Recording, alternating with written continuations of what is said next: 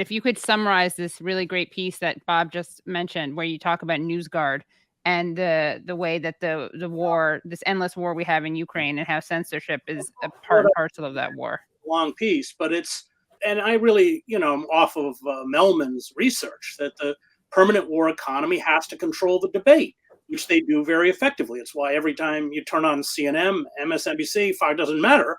It's all these ex-generals and former intelligence and Clapper and Brennan and everyone else.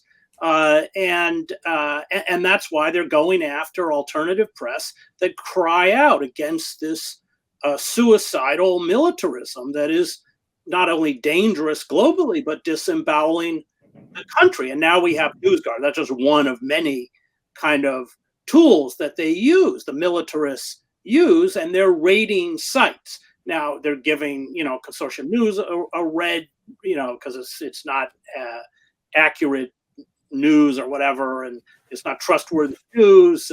They actually gave a green. I mean, it's kind of childish and it's completely arbitrary, but they gave green tag to Fox News till they got called out for it. But so they finally gave Fox a red tag, but they gave MSNBC a red tag at the same time, I guess, for balance.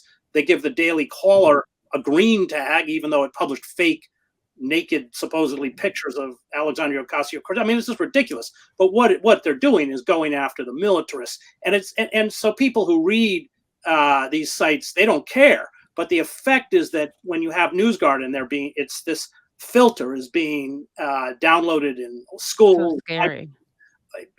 Active duty service members have it on their computers. What it does is it warns you away from that site. Essentially, you're blacklisting that site. That drives away advertisers. And that is clearly the intent. And it's a very short step once you've blacklisted it to essentially shutting it out. But look on the Scheer Post.